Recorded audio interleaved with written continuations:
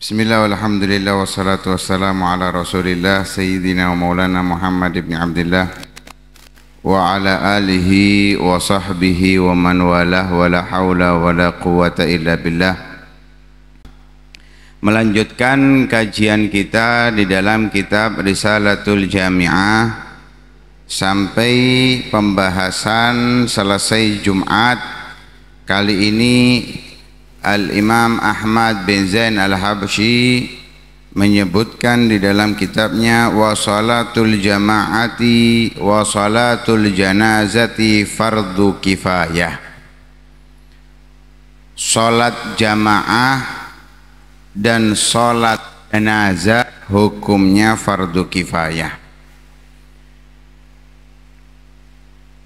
Hukum fardu kifayah ini diambil dari hadis yang sahih. Nabi sallallahu alaihi wa alihi wa sahbihi wasallam bersabda, "Ma min thalathatin fi qaryatin wala budda wala tuqamu fihimul jamaah illa istahwada alaihimu syaitan." Tidaklah tiga orang berkumpul di satu daerah kecuali wajib untuk didirikan sholat berjamaah. Kalau tidak, maka daerah tersebut akan dikuasai oleh setan. Maknanya, ketika ada satu daerah tidak ada sholat berjamaah di situ, maka orang-orang yang ada di sekitar itu hatinya dikuasai oleh setan sehingga sulit untuk melakukan kebaikan, mudah untuk lupa kepada Allah, bahkan melakukan hal-hal yang dilarang oleh Allah Subhanahu wa taala. Na'udzubillah min dzalik. Fardu kifayah ini artinya bila ada yang melakukan maka gugur kewajibannya. Itu fardu kifayah. Bedanya dengan fardu ain, kalau fardu ain setiap orangnya harus melakukan. Seperti sholat 5 waktu. Hukumnya sholat 5 waktu fardu ain, setiap muslim harus sholat mau nggak mau.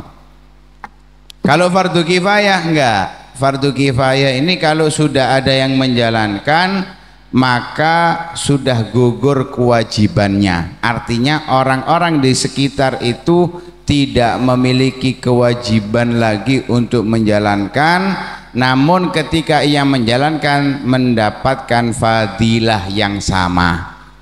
Begitu juga ketika sudah dilakukan, maka yang lain yang tidak melakukan tidak mendapatkan dosa. Idza fa'alal ba'du saqatal haraju 'anil baqin. Ketika sudah ada yang menjalankan, maka gugur dosa daripada yang tidak menjalankan. Lah, fardu kifayah di dalam sholat berjamaah ini selain sholat Jum'ah. Kalau sholat Jum'ah hukum berjamaahnya fardu ain, bahkan minimal ada 40 orang baru sah. Kalau enggak sah. Kalau sholat jamaah 5 waktu maka hukumnya fardu kifayah. Bagi siapa fardu kifayah itu? Bagi orang-orang yang merdeka. Budak enggak wajib, enggak fardu kifayah hukumnya. Kemudian ar-rijal, lelaki, yang mana orang laki-laki ini berakal, baligh, memiliki alat yang bisa menutup auratnya, maka wajib untuk menjalankan sholat berjamaah. Begitu juga yang wajib berjamaah itu orang-orang yang mukim. Yang mukim itu ketika dia tinggal di satu tempat ada keinginan kembali ke tempat kelahirannya, itu namanya mukim. Seperti anak kuliahan, anak pondokan, atau dia ngekos atau ngontrak rumah untuk bekerja di daerah tersebut, yang mana dia tujuannya nanti akan kembali ke tempatnya, tempat asalnya. Ini namanya mukim. Tapi kalau sudah memang tinggal di situ nggak akan kemana-mana kecuali hanya sekedar ada keperluan, maka namanya mustautin. Lah mustautin lebih wajib daripada mukim. Yang mukim aja wajib, apalagi yang mustautin. Adapun musafir nggak wajib berjamaah, sunnah. Nggak wajib berjamaah, namun sunnah. Lah bagaimana wajibnya untuk berjamaah? Apakah pokoknya ada jamaah sudah gugur? Enggak. Wajibnya sholat berjamaah ini sekiranya harus syiar, nampak syiar agama Islam dengan adanya sholat tersebut. Karena itu kalau daerahnya kecil, ya desanya kecil misalkan, ya cukup satu. Tapi kalau daerahnya besar, kalau satu nggak nampak syiarnya, maka harus dibuat beberapa tempat.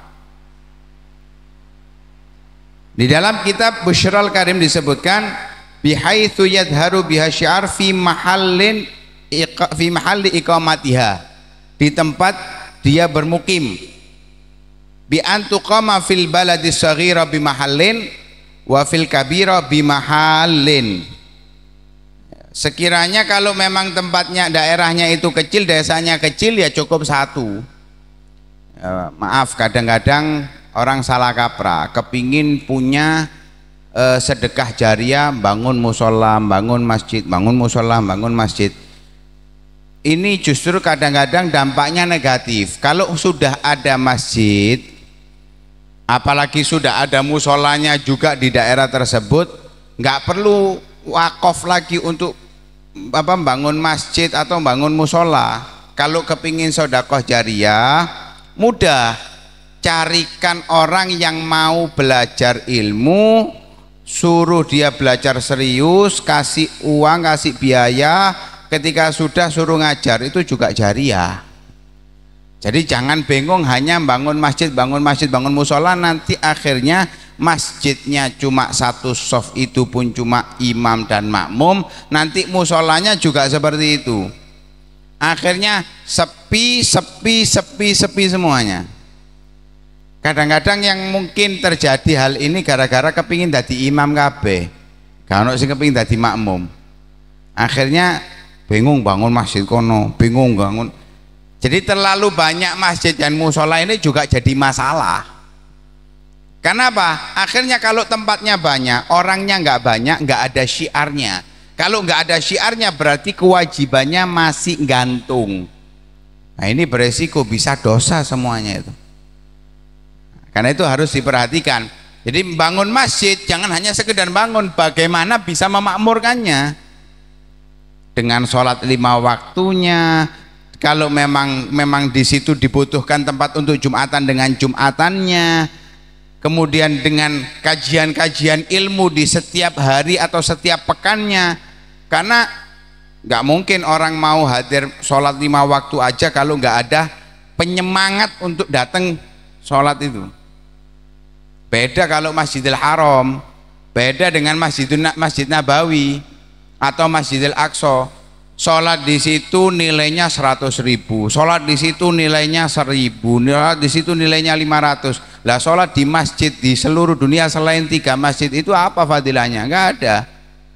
Berjamaahnya yang fadilah.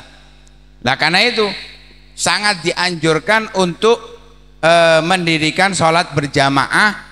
Ya caranya dengan adanya kajian-kajian ilmu sehingga mau menarik orang-orang untuk mau berjamaah. Karena itu sholatul jamaah tafdulu ala sholatil fadhi bi 27 darajah. Sholat berjamaah itu lebih afdol daripada sholat sendiri dengan 27 bandingannya. Kalau ada orang sholat sendirian 27 kali, dengan orang satu sholat berjamaah, maka ini yang berjamaah lebih afdal daripada yang 27 kali. Satu, waktunya lebih simpel. Kedua, nggak terlalu capek. Kita terawih 20 rakaat aja seminggu pertama full. Seminggu kedua kari seprapat. Masjid Zumratus Sholihin ngeten sami podo berarti. Insya Allah maleman, malam 21, 23, 25, 27, 29 sik lumayan. Tapi lek malam 22, malam 24, malam 26, malam 28 amblas. Insya Allah kari imam makmume telu. Apa maneng lek mbaca surate sak juz sak terawehan. Wis imam gak ana makmume. Bingung wis. Ya ngimami, ya mbilali sak lengkape kabeh wis. Nah karena itu sholat jamaah ini sangat-sangat dianjurkan, sangat-sangat dianjurkan sampai sebagian ulama menyatakan fardu kifayah. Ada pendapat yang menyatakan sholat berjamaah sunnah, hukumnya sunnah. Tapi pendapat yang banyak menyatakan fardu kifayah. Adapun perempuan bagaimana? Perempuan sholat berjamaah hukumnya sunnah. Di zaman Nabi banyak mereka yang berjamaah dengan Nabi Shallallahu Alaihi Wasallam. Sampai di zaman Sayyidina Umar melarang perempuan untuk berjamaah. Sayyidah Aisyah menentang. Nabi gak ngelarang, kamu kok ngelarang? Nah, kadang-kadang dalil itu nggak perlu logika, ya sudah, ya nggak perlu dalil lah. Jawab itu kadang nggak perlu dalil. Saya sudah dibiarkan oleh Sayyidina Umar. Subhanallah, di tengah perjalanan ada yang menggoda.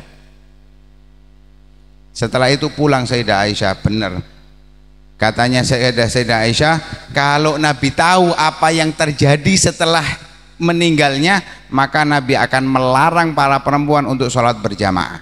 Nah di sini karena itu para ulama mengatakan sunnah sholat berjamaah selama para wanita itu menjaga auratnya, tidak berpaes, tidak berwangi-wangian yang sekiranya menimbulkan syahwat kepada orang lain. Jadi ojo api-apianmu kenai, jangan wangi-wangian. Terlebih kalau sholat hari raya, waduh, berangkat sholat itu sudah dandan kayak kate nang mantenan persis. Engko mari sholat salam sing bingung iku duduk ngrungokno khutbah, bingung selfie, kan gak tepak tambahan.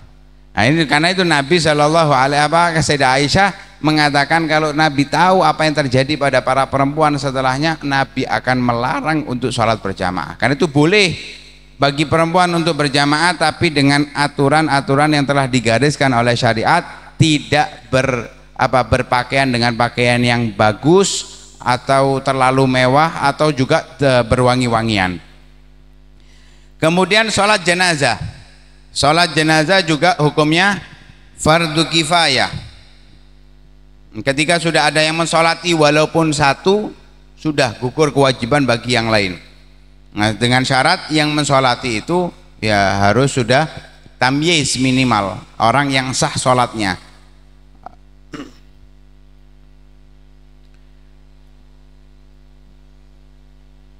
Adapun fadilahnya, Nabi Shallallahu Alaihi Wasallam bersabda, "Ma min rajulin muslimin yamutu fayaqumu ala janazatihi arba'una rajulan la yusyrikuna billahi syai'an illa syafa'ahumullahu fihi." Rawahu Muslim. Adapun tidaklah seorang laki-laki muslim meninggal kemudian disolati oleh 40 orang laki-laki yang tidak mensyirikkan Allah, artinya beriman kepada Allah, tidak mengakui adanya kekuatan lebih daripada kekuatan Allah, tidak merasa ada yang bisa memberikan rezeki selain Allah subhanahu wa ta'ala. La yusyrikuna billahi syai'an, tidak mensyirikkan Allah subhanahu wa ta'ala, kecuali Allah akan membuat mereka menjadi penolong untuk si mayit. Nah, ini sangat dianjurkan untuk sholat jenazah. Kadang-kadang kita melihat di daerah Mojosari ini khususnya, yang masuk ikut sholat itu hanya 1/4 dari yang ikut ngelayat. Kadang-kadang miris gitu loh, ketika ada jenazah yang mensolati sangat sedikit. Nah, karena fadilahnya untuk si mayit menjadi penolong. Kita adakan tahlilan biasanya 7 hari kalau ada orang meninggal. Tujuannya apa tahlilan?